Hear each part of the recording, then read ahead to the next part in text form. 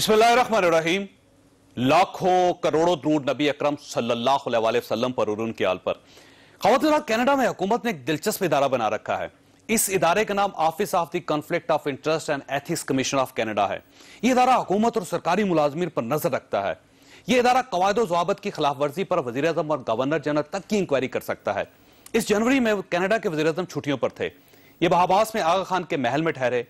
ये खबर शाया हुई तो इस इदारे ने वज़ीर आज़म को सवालनामा भिजवा दिया कि आप वज़ीर आज़म होते हुए किसी प्राइवेट शख्सियत से क्यों मिले, आप उसके मेहमान क्यों बने, आप उसके महल में क्यों ठहरे और आपने उसका हेलीकॉप्टर क्यों इस्तेमाल किया, वगैरह वगैरह।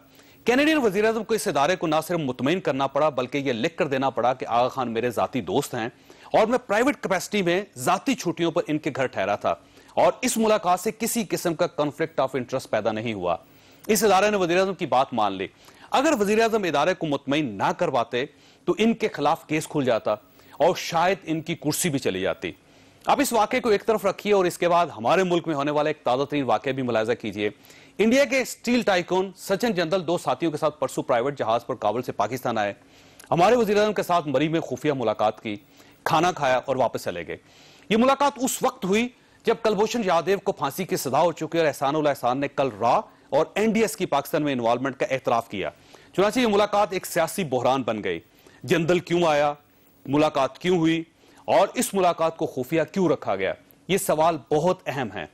आप वज़ीर आज़म और पाकिस्तान के वज़ीर आज़म की हैसियत से आपका इंडिया के किसी शख्स के साथ राब्ता जाती नहीं हो सकता।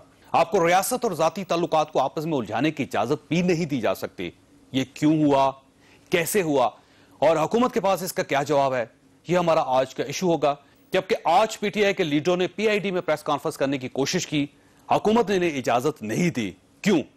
क्या रियासती इदारे सबके नहीं हैं और हुकूमत ने इमरान खान के खिलाफ कानूनी चाराजोई का फैसला कर लिया? हम इस पर भी बात करेंगे, हमारे साथ रहिएगा।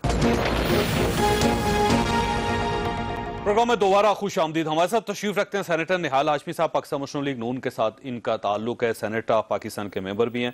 शहरयार आफरीदी हमारे साथ तशरीफ रखते हैं, पाकिस्तान तहरीक इंसाफ के साथ इनका ताल्लुक है, कराची में हमें ज्वाइन किया है। आज सेनेटर आजिज धमरा साहब ने पाकिस्तान पीपल्स पार्टी के साथ इनका ताल्लुक है। ये फरमाइएगा आफरीदी साहब के जिंदल उनका दोस्त है, वज़ीर आज़म साहब का जाती कैपेसिटी में अगर वो पाकिस्तान आ गया, मरी में खाना खा के चला गया, आपको क्या एतराज है सर? बिस्मिल्लाहिर्रहमानिर्रहीम। सबसे पहले आपका शुक्रिया चौई साहब। मैं एक पाकिस्तानी होने के नाते बात करूंगा, एक तहरीक इंसाफ या अपोजिशन पार्टी के नहीं।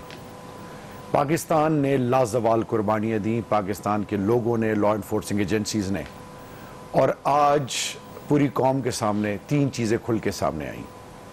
नंबर एक, एहसान, उसने क्लियर बता दिया कि पाकिस्तान को डिस्टेबलाइज करने के लिए कौन है, रॉ हिंदुस्तान।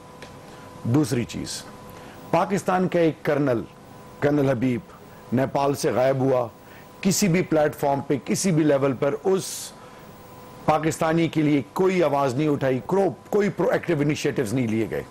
तीसरी चीज, वैसे एफआईआर भी हुई उसके खिलाफ, इंडिया के खिलाफ वहां पे नेपाल में भी हुई है और दूसरा यहां से टीम भी गई है वैसे। अच्छा, तीसरी चीज, सज्जन जंदाल, सज्जन जो होते हैं ना दिल को बड़े करीब होते हैं, ये वो जंदाल साहब हैं जो 17 लोगों समेत आए थे नवासी की शादी में। कोई वीजा, कोई डिप्लोमेटिक वो जो रिक्वायरमेंट्स हैं फुलफिल नहीं हुई, और रूट कौन सा था, अफगानिस्तान। आज नहीं, थोड़ी देर सुबह को पूरी कौम में उस वक्त जब प्रेशर माउंट होना शुरू हुआ तो मरियम नवाज की एक ट्वीट ने एक्सेप्ट किया, लेकिन फॉरेन ऑफिस से शाम 7:15 बजे जी फॉरेन ऑफिस से कोई किस्म की खबर नहीं थी। और पाकिस्तानी जवान जो लाजवाल कुर्बानियां दे रहे हैं, वो कश्मीरी जो लाजवाल कुर्बानियां दे रहे हैं, पाकिस्तान के मफादात को, अपनी जाती दोस्ती को पे प्रेफर करना, ये पाकिस्तान से ज्यादती नहीं है। ये अपने आप को तारीख में आप उन अल्फाज में याद करवाने जा रहे हैं कि लोग आपसे नफरत करेंगे। सवाल ये है, हाशमी साहब से जवाब लेने दें मुझे। हाशमी साहब ये फरमाइएगा, ये जिंदल साहब जो होते हैं जाती दोस्त होंगे वज़ीर आज़म साहब के, हुसैन नवाज साहब के, वो पाकिस्तान में खुफिया तौर पे क्यों आ रहे हैं और खुफिया मुलाकातें क्यों हो रही हैं और फॉरेन ऑफिस को नहीं पता, हमारे दूसरे इदारों को नहीं पता, इतना खुफिया रखने की क्या जरूरत है मीटिंग को? बिस्मिल्लाहिर्रहमानिर्रहीम। ये तो मैंने आपसे सुना कि कोई जनरल साहब आए हैं या खुफिया या ज़ाहिरिया, आप भी जाए जाकर के मैं प्राइम मिनिस्टर से मिल लें।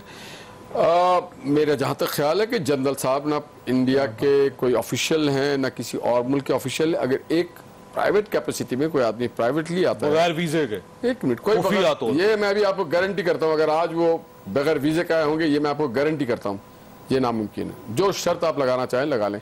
अगर खान साहब के फॉरेन ऑफिस ने तरदीद किया कि हमें कोई इतला नहीं है। सर मुझे फरमाइएगा, अगर एम्बेसी को पता होता, ऑफ इंडिया तो है नहीं या फॉरेन सेक्रेटरी ऑफ अमेरिका तो है नहीं, एक बिजनेस आज कितने अभी इंडियन होंगे, एक मिनट, अभी कितने इंडियन कुछ भी नहीं है तो उनके लिए इतना खुफिया होने की क्या जरूरत है? किसने कहा खुफिया? खुफिया किसने कहा? सर आज 7:15 बजे किसी को नहीं पता, 7:15 बजे प्राइम मिनिस्टर मरियम साहिबा ने एक मिनट ट्वीट की, उससे पता चला कि वो मुझे बोलने नहीं देते हैं। जनाब मैं आपसे अर्ज ये कर रहा हूँ, प्राइम मिनिस्टर से चाइनीज भी मिलते हैं, अमेरिकन भी मिलते हैं, इटालियन भी मिलते हैं, इंडियन भी मिलते हैं, कोरियन भी मिलते हैं, कोई खुफिया नहीं मिलता।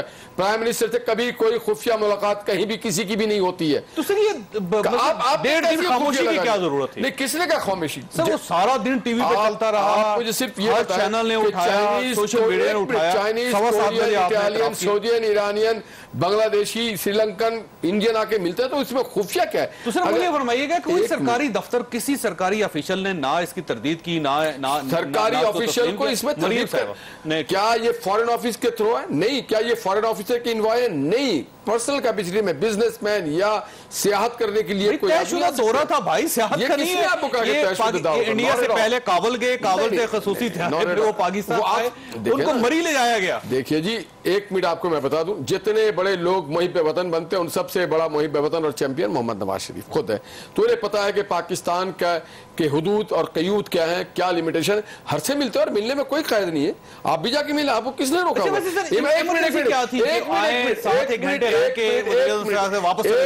अभी एक अदबी मेला हुआ लाहौर में, तो वहां पे बरतानिया से भी लोग आए थे, इटालिया से भी आए थे, हमें खुशी है। मोहतरमा की दोस्त भी आई थी, इमरान खान साहब के भी जाती दोस्त आते रहते हैं, फजलुर रहमान। इंडिया को डिक्लेयर करें दोस्त, आपका दोस्त मुल्क है आपका, वहां से कोई आ जाए, ये हर बात ऑफिशियल डिक्लेयर करना होता है कि आज हमने कपड़े कौन से पहने, आज हमने खाना खाया। कोई सेलिब्रिटी तो नहीं है ना कि जी फिल्मी एक्टर तो नहीं है, सर बात ये है बड़े आदमी तो नहीं है ना कि जिस पे चाहे आप इल्जाम लगा दें। जनरल साहब आप डिप्लोमेसी में काम कर रहे हैं, वो पहले भी नरेंद्र मोदी साहब को वज़ीर साहब के घर लेकर आए। हुजूर जहां पे समझेंगे फॉरेन ऑफिस वाले कि हमें इसमें फॉरेन ऑफिस के इन्विटेशन में अगर कोई आएगा, वो जनरल साहब मुलाकात करवाने की कोशिश कर रहे हैं मोदी साहब की, ऐसी कौन सी बात है? देखिए, आप कहीं पे अगर चीज कोई दो लोग बाहमी मुलाकात करें, आपका इंटरेस्ट वहां पे अगर सफर ना करो तो साहब ये देखिए, वो कहते हैं कि लोग आते रहते हैं जाते रहते हैं और ये कोई इतनी अहम खबर नहीं है। मैं सेनेटर साहब भाई हैं, मैं इनकी बहुत इज्जत करता हूं। एक चीज मुझे आप बताएं चौई साहब, नेपाल में मोदी साहब की, नवाज शरीफ साहब की मीटिंग किसने कराई? उसके बाद जब नवासी की शादी पे यही जंदाल साहब उनको लेके आए, कुछ दिन पहले आके ठहरे। अब बात यह है कि हर मुल्क के रियासती इदारे हैं, कवानीन, rule of law, supremacy of law और तमाम कवायद जवाबित सब पे लागू होते हैं। पिछली दफा अब इन्होंने कहा ना कि शर्त लगाऊं, शर्तों से कौम नहीं चलती। ये कोई बाजार में या कहीं उस पे हम नहीं बैठे कोके पे, तो वो शर्त लगा रहे हैं, तो लगाने देना सर। देखिए मेरी बात, आप साबित कर दें कि बगैर वीजे के आए थे, बगैर पासपोर्ट के आए, अचानक आ गए। 17 लोग आए थे पिछली दफा और किसी ने भी पाकिस्तान का वीजा नहीं लिया था, रूट अफगानिस्तान। अब किसी को भी एयरपोर्ट से बाहर नहीं आने दिया गया। मैं कंप्लीट करूं। देखें, अजीत डोवल, मोदी हर प्लेटफॉर्म पे पाकिस्तान की ISI और MI डोजियर देती है जनरल असेंबली की स्पीच से पहले कि आप ये कौन है, कुलभूषण यादव। कुलभूषण यादव 3 जनवरी सन 2016 को अरेस्ट होता है, 21 तारीख को पेश होता है। यानी जब तक आर्मी कोर्ट्स नहीं बनते, कुलभूषण यादव पे FIR नहीं कटती। वैसे आपका क्या ख्याल है, क्यों आए होंगे? एक मिनट, कुलभूषण यादव पे FIR नहीं कटती। जब सरताज अजीज साहब से सेनेट में पूछा जाता है, कहते हैं कि वक्त आएगा तो बताएंगे। राना सनाउल्लाह साहब से पूछते हैं तो वो कहते हैं जब वक्त आएगा बताएंगे। फिर आर्मी कोर्ट्स को एक्सटेंशन मिलती है तो वो सजा देती है। अब मेरा ये है कि ये बैक चैनलिंग है, ये कर्नल हबीब और ये इसको मिलाया जा रहा है। अब आपका ख्याल ये है कि कुलभूषण यादव की रिहाई के लिए आए वो? एब्सोल्युटली, इसमें दो कोई राय नहीं है। वैसे रिहा नहीं कर सकेगी हुकूमत पाकिस्तान, मैं आपको बताऊं, उनको उसको सजाए मौत हो के रहेगी। दमरा साहब की तरफ जाने में, दमरा साहब ये फरमाइए कि ये क्या वाकई मसला इतना सादा है कि वो दोस्त हैं, फैमिली फ्रेंड हैं, वो आ गए, खाना खा के वापस चले गए? बिस्मिल्लाह रहमान रहीम। चौधरी साहब, इस मुलाकात में मैं इतना ही कह सकता हूं कि ये मुलाकात एक बहाना है, प्यार का सिलसिला पुराना है। देखिए जी, आज की इस मुलाकात में अभी मैं सुन रहा था निहाल हाशमी साहब की बातें कि इसमें क्या है कि किसी मुल्क का कोई बंदा जिस टाइम जब चाहे किसी प्राइम मिनिस्टर साहब से मिल सकता है। अगर प्राइम मिनिस्टर साहब का टाइम इतना मामूली है और इतना आम और सादा सी बात है कि जो जब चाहे वो आके और खाना खा के दूसरे मुल्क से चले जाएं, बाकी तमाम ममालिक का आपने हवाला दिया, वो अलग बात है। मगर आज मोदी सरकार का जो चेहरा पूरी दुनिया में है, वो हम तो उसको कैसा ही करार दे रहे हैं। आज हमने क्या मैसेज दिया कश्मीरियों को, जहां पर वहां पर जुल्म और ज्यादती की बर्बियत उन्होंने कायम की हुई है। पहली बात तो ये मुलाकात जो है वो एक काबिल में भी जो स्टील मिल है दोनों तरफ से जो लगी हुई है, कंबाइन, ये कारोबारी पार्टनर हैं। और ये इंडिया में भी पहली मुलाकात हो चुकी है, ये इंडोनेशिया में भी पहली मुलाकात हो चुकी है। और आज की जो मुलाकात है वो बड़ा चैलेंज है पाकिस्तानी कौम को, उनके जख्मों पर नमक चढ़ा गया। चौधरी साहब, हम शुरू में नवाशी साहब पार्टनर है, आप ये कह रहे हैं भाई? मैं बिल्कुल हंसा जाए इस बात पे, आगे चल के ये बात साबित होगी, आगे चल के ये बात साबित होगी, क्योंकि ये मुलाकातें बड़ी मुबहम है। आपने इसके लिए इल्जाम लगा दिया और 10 अरब का इल्जाम लगा दिया, साबित कौन करेगा? काबिल में स्टील मिल की बात कर रहा हूं। काबिल में अगर किसी को पता नहीं है तो वो अलग बात है, मगर आगे चल के ये बात जरूर आएगी कि आपको क्या जरूरत पड़ी है कि एक शख्स के इतनी मोहब्बत है आपको कि वो आपसे बार बार मिले, और उसका जी चाहा वो आज आ गया और मुलाकात करके चला गया। आपकी फॉरेन ऑफिस कहां है? आपके वजीर दाखिला साहब जो दबंग वजीर दाखिला साहब है वो कहां में बैठा और पाकिस्तान आ गया और हमारे वजीर के साथ खाना खा के चला गया वापस।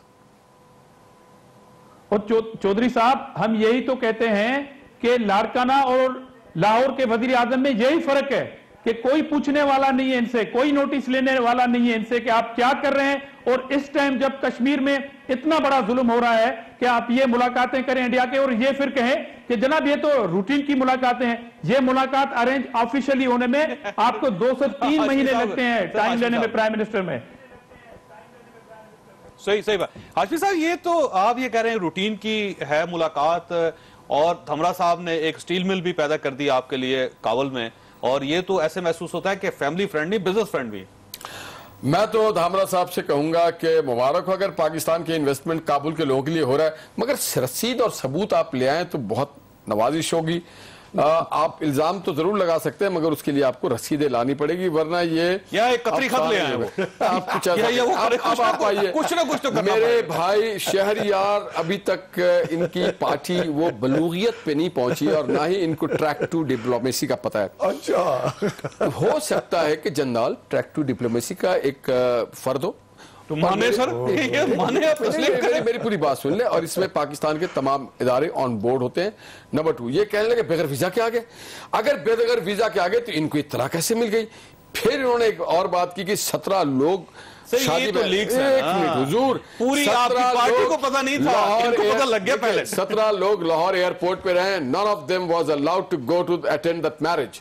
ये शायद ये आधी बात बता दे, पूरी बात मेरा भाई बताते हैं। मोदी साहब का स्टाफ भी गया था घर पे, ये बताइएगा हमारे प्राइम मिनिस्टर का स्टाफ बगैर वीजे के जा सकता है? It was only the prime minister, no one else. सब कोई आपकी टीवी ने देखा है कि खाना जा रहा है गाड़ियों पे, उनके लिए वो सब्जियां और वो जो मेहमान आए हुए थे उनके साथ कोई नहीं गया था वहां। अब आइए, मेरे दोस्त ने कहा कि इतने फारिग बैठे, फारिग नहीं, शेड्यूल मीटिंग होती है, आप भी टाइम मांग ले, 2-3 महीने में आपको भी मिल जाएगा, उन्होंने भी मांगा होगा 2-3 महीने में उनको भी मिल जाएगा। और इसमें खुफिया कौन सी बात है? इनको भी ये सहूलत हासिल है, ये जहाज ले इस्लामाबाद आए और मरी में जाके खाना खा के वापस आ जाए। खुफिया उस जगह होता है जब किसी तीसरे मुल्क में जाकर के मुलाकातें की जाती है। ये खुफिया नहीं होता जब आप प्राइम मिनिस्टर के रेसिडेंसी में आके मुलाकात करते हैं। मरी में मुलाकात की क्या जरूरत थी सर? इस्लामाबाद में कर लेते सर। मरी में कहीं पर भी कर सकते हैं आप कुछ भी कर सकते हैं, ये तो एतराज है। देखिए यही तो मसला है। Prime minister, wherever is the prime minister, वो प्राइम मिनिस्टर हाउस होता है।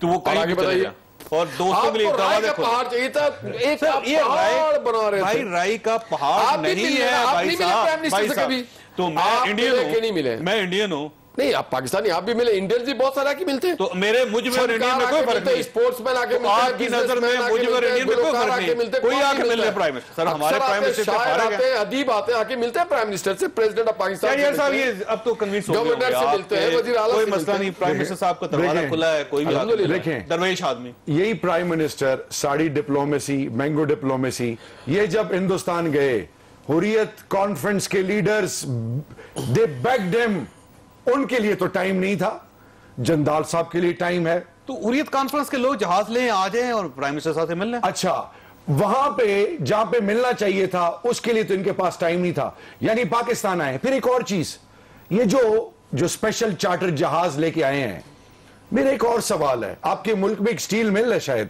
है ना? आपकी स्टील मिल की खसारे की ये हालत है कि लोगों को तनख्वाही नहीं मिल रही।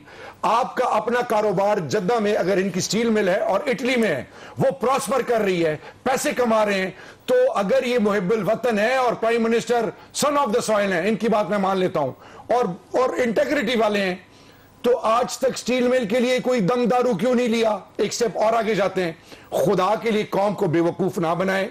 ये जो अप्रोच है ना इनकी, कंफ्यूज्ड, ये पनामा के 20 तारीख के बाद ये जो सादिक और अमीन ना होने का जो टैग लग गया है, अब ये गलती दर गलती कर रहे हैं। ठीक है, ये जो गलती है वैसे सर जनरल के हवाले से, पहले भी ये जो गलती है कलभूषण के हवाले से, जनरल पहले भी आते रहे और जनरल परवेज मुशर्रफ साहब से भी मिलते रहे और वो कराची स्टील मिल में भी इंटरेस्टेड थे। ये एक बड़े सब कुछ करें, लेकिन not at the cost of Pakistan. Peoples Party के साथ पाकिस्तान के अंदर खुदकश धमाके कर रहे हैं, पाकिस्तान में टेरर फाइनेंसिंग कर रहे हैं। हिंदुस्तान ने हर लेवल पर पाकिस्तान को डिस्टेबलाइज करने की बात की है, बांग्लादेश में की है, दुनिया के हर फोरम पे। वॉशिंगटन पोस्ट कहती है कि Ajit Doval has gone insane. मकसद क्या है कि प्राइम मिनिस्टर की इखलाकी जरूरत कि आपने जनरल असेंबली में तो खुद कलभूषण का जिक्र नहीं किया, हिंदुस्तान की इन्वॉल्वमेंट प्रोएक्टिव डिप्लोमेटिक इनिशिएटिव के जरिए कहीं की हो तो मुझे साबित करके दें। ठीक है, मैं एक ब्रेक लेनी है, ब्रेक के बाद दोबारा हाजिर।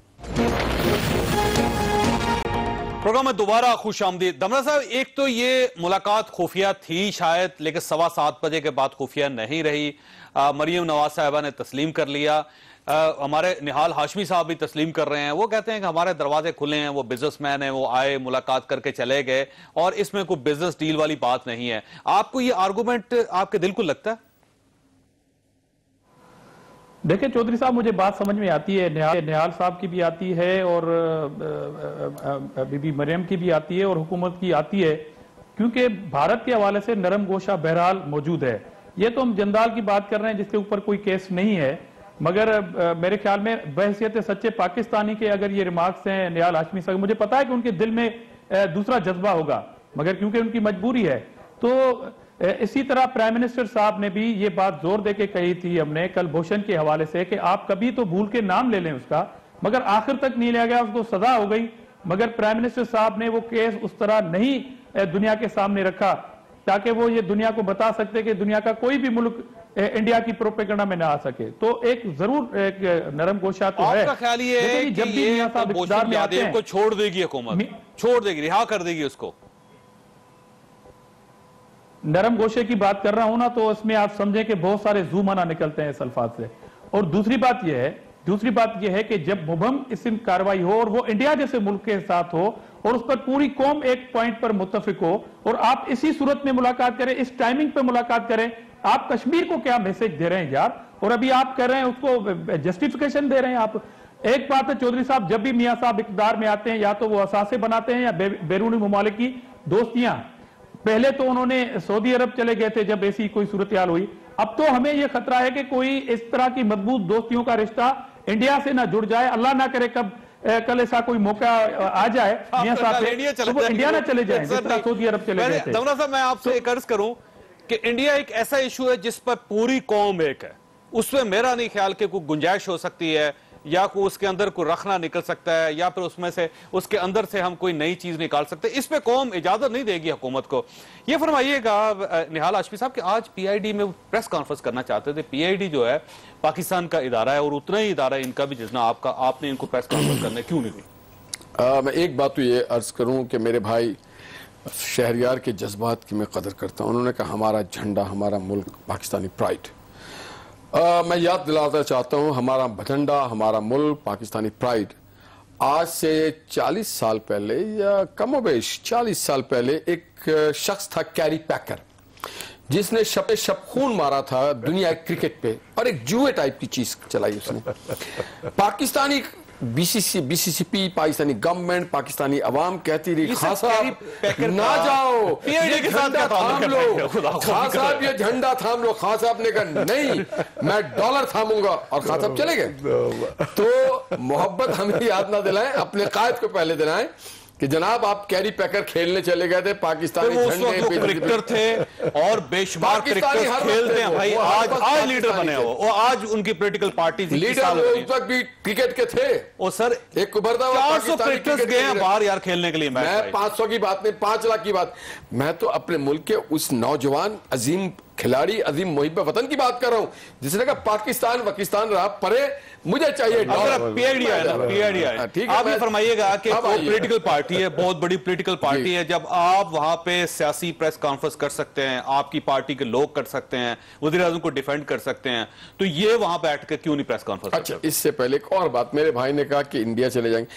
मेरा भाई आजिज हमरा शरीफ आदमी, मेरी तरह का आदमी है, ये भूल गए इनके जब कायद चेयरमैन, उन्होंने एक अपनी सदारत के दौर में कहा था कि मैं चाहता हूं कि इस मुल्क में, दोनों खित्ते में कॉमन करेंसी हो।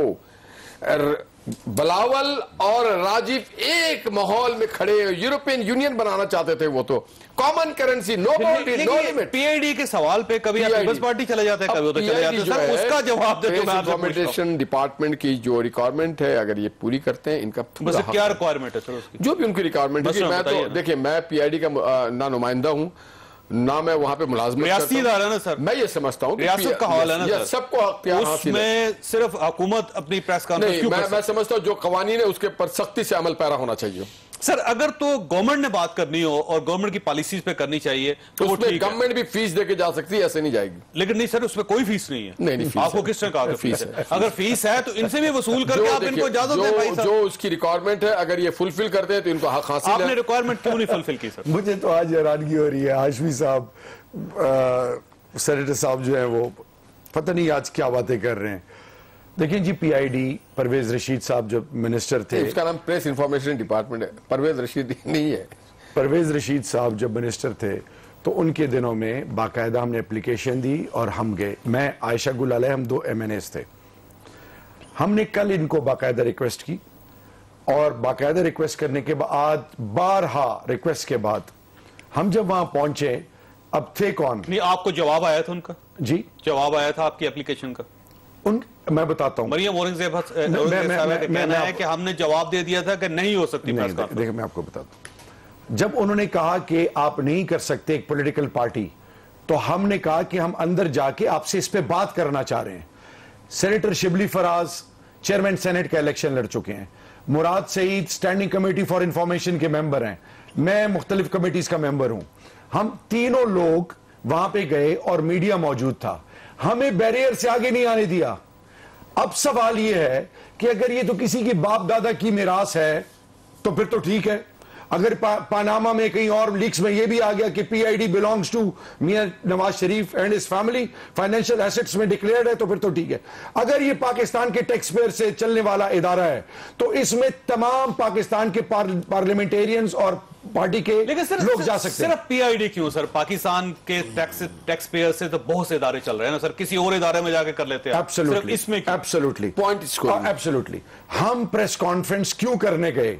हम जंदाल के हवाले से गए और पीआईडी, अगर इनके लोग ना, जंदल के बारे में तो किसी जगह पे प्रेस कॉन्फ्रेंस की जा सकती है। आप बनी गाला में कर लेते हैं, आप अपने दफ्तर में कर लेते हैं, आप सड़क पे कर लेते हैं। Why PID sir? चोई साहब, सवाल यह है कि यही क्वेश्चन मैं इनसे पूछता हूं कि ये हर वक्त, ये जो 3-4 कटोला इनके हवारी हर वक्त मुल्क के मफादात, नेशनल इंटरेस्ट को प्रोटेक्ट नहीं करते।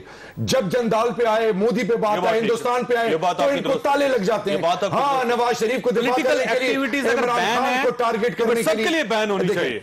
और अगर ओपन है तो सबके लिए ओपन होनी। मेरा सवाल यह है कि हमें ये हक है, दे कांट डिप्राइव अस, कोई मन तक कोई लॉजिक नहीं बनती। एक और चीज, एफआईआर करवाने की कोशिश क्या की? एक और चीज, किसके खिलाफ? एक और चीज, चौधरी साहब, कस्टोडियन ऑफ द हाउस कौन है? स्पीकर नेशनल असेंबली और चेयरमैन सेनेट।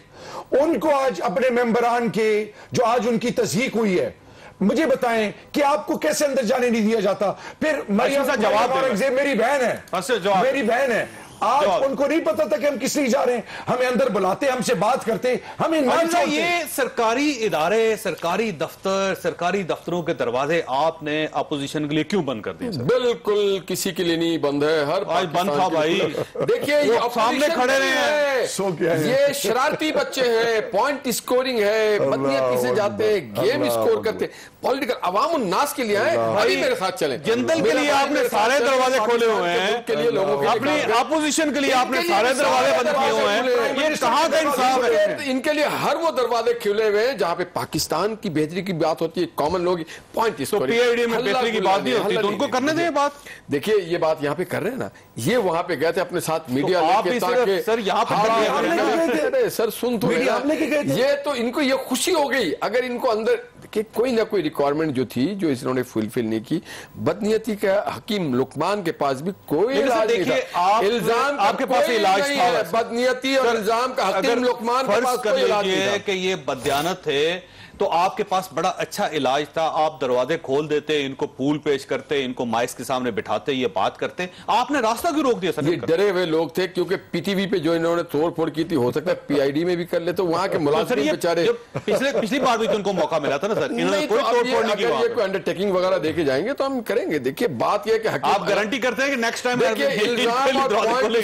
इल्जाम एंड पॉइंट स्कोरिंग से जरा बाहर आ जाएं, जरा बाहर आ जाएं और उस आदमी का नाम बता दें कि जिसने 10 अरब रुपया का ऑफर किया। ठीक हो गया, ये इनसे पूछेंगे, मुझे ब्रेक लेने दें, एक छोटे ब्रेक को साथ प्रोग्राम में दोबारा खुशामदीद। दबरा साहब, आज खुर्शीद शाह साहब का बयान आपने सुना होगा, वो 10 अरब रुपए का जो इशू है सर, खुर्शीद शाह साहब ने कहा है कि इमरान खान साहब को सबूत देना पड़ेगा और अगर सबूत नहीं देते तो इनकी सियासत खत्म हो जाएगी। तो आपका ख्याल ये कि इतना बड़ा इशू है जिससे सियासत खत्म हो सकती है इमरान खान साहब की?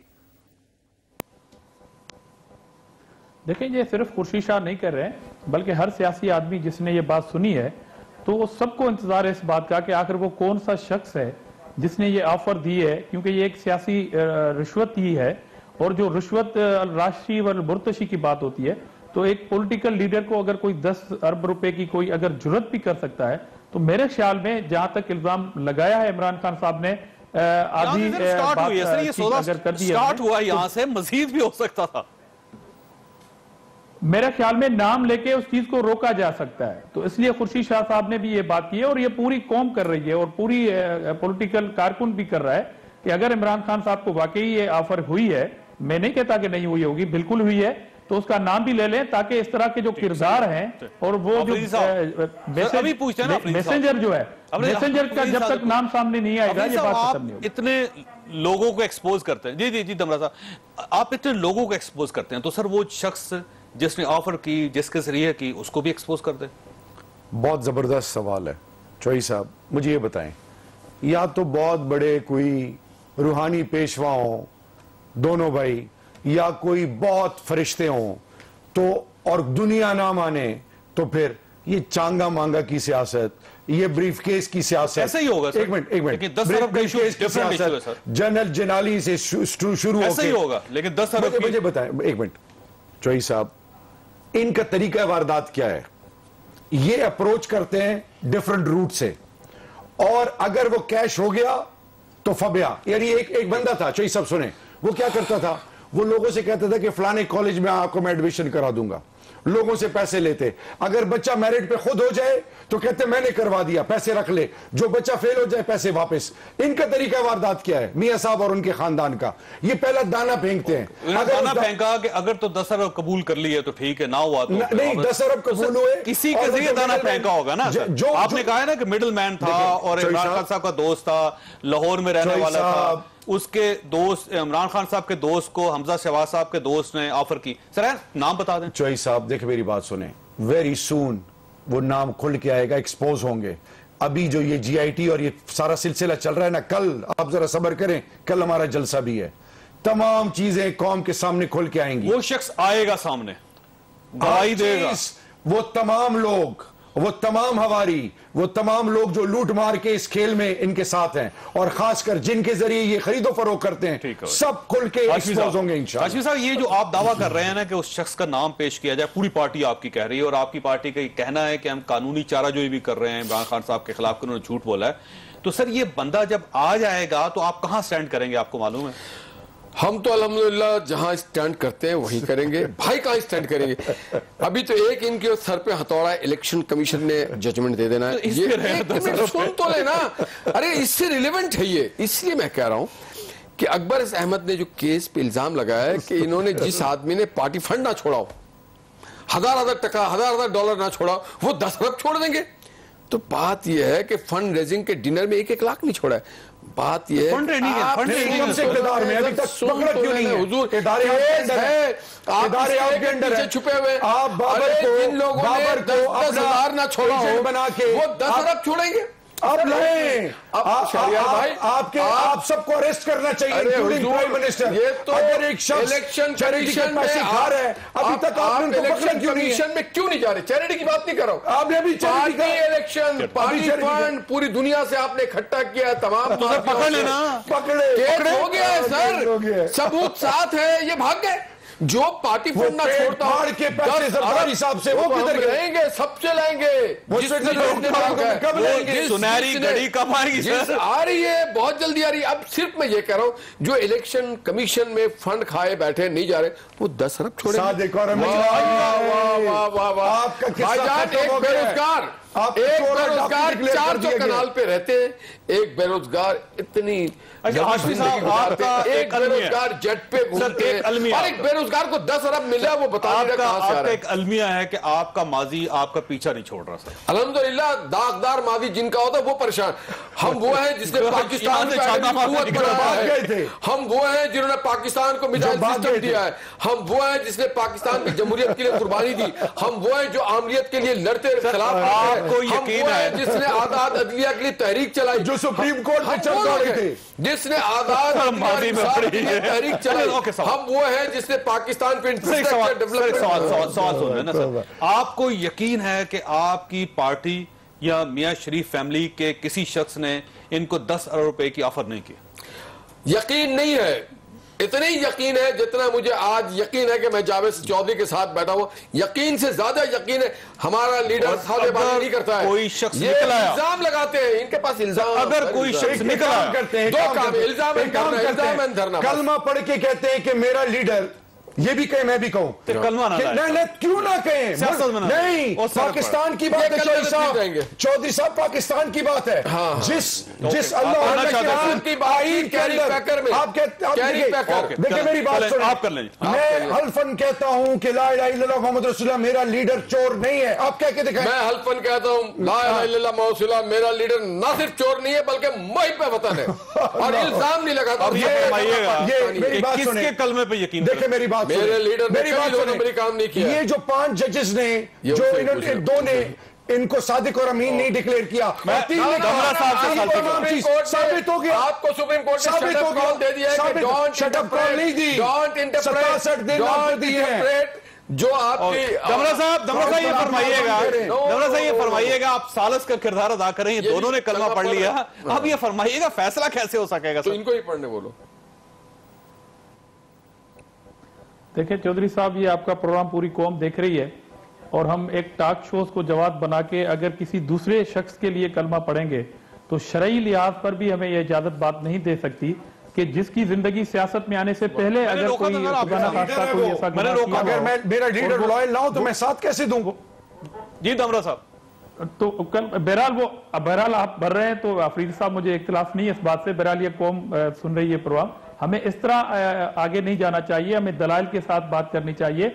मगर मैं बात ये कह रहा हूं कि अभी निहाल हाशमी साहब ने कहा कि हमने बड़ी जदोजहद की है, आमरीत के खिलाफ जदोजहद की है। भाई मेरे, जब आमरीत के खिलाफ जदोजहद का वक्त आया तो आपने मुआहदे किए थे, आपने जदोजहद कहां की थी? आपने तो NRO नंबर 1 किया था, आप चले गए थे, और जिस एनआरओ का ताना आप हमें देते हैं उसके ब्याह पे आप वापस आए थे, कर दिया, कोर्ट ने आप वापस आए थे, आपने सुप्रीम कोर्ट पे हमला किया है, आपने पार्लियामेंट में झूठ बोला है, आपने हमेशा पार्लियामेंट को नीचे दिखाया है। आप बात सुने, आपने अदालत पे हमला किया है।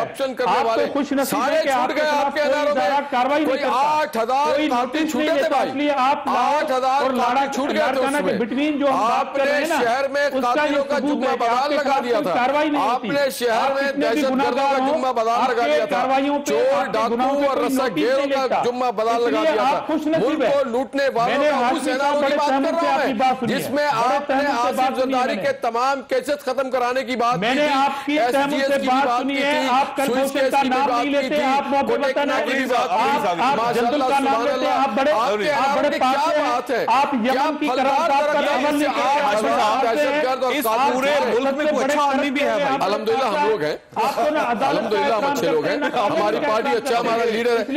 कल का जलसा जी कितने लोग आ जाएंगे और आप ये समझते हैं कि वो जलसा वो सारे काम कर सकेगा जो इससे पहले जलसे नहीं कर आपने कंप्रोमाइज किए हैं, कंप्रोमाइज किए हैं, इसलिए ये क्रेडिट आप ना लेके आपने बड़ी जद्दोजहद की है। कंप्रोमाइजर्स की दास्तान आपकी है कि जब फॉरेन मिनिस्टर को भी कंप्रोमाइज किया, फाइनेंस मिनिस्टर को भी कंप्रोमाइज किया, दोनों पार्टियां चार्टर ऑफ डेमोक्रेसी से एनआरओ 1 एनआरओ 2 से लेकर कौम देख रही है, ये एक दूसरे के इल्जामात साबित कर रहे हैं कि इस मुल्क की बदबख्ती की ऐसी पार्टियां इस पर मुसल्लत रही हैं। मैं इतना कहूंगा, कल लोग निकलेंगे, फिगर्स में मत जाएं, इंशाल्लाह इनकी नींदें हराम है। आखिरी चीज, मुझे आज के प्रोग्राम की एक चीज बड़ी अच्छी लगी कि पहले तो 10 साल का मुआहदा करके सऊदी, अब जंदाल ने कही ये मैसेज मोदी के जरिए ना भेजाओ कि तमाम दरवाजे बंद हो तो हिंदुस्तान का दरवाजा। आप तो सीधा सीधा चले जाएंगे सर, वक्त हो गया, अल्लाह के घर जाते हैं भाई, अल्लाह के दरबार पे। आपने गुफ्तगू सुन ली, फैसला आप खुद कर लीजिएगा। अल्लाह ताला आप और आपके अहल खाना को हर किसी मुसीबत से महफूज रखे। अल्लाह हाफिज।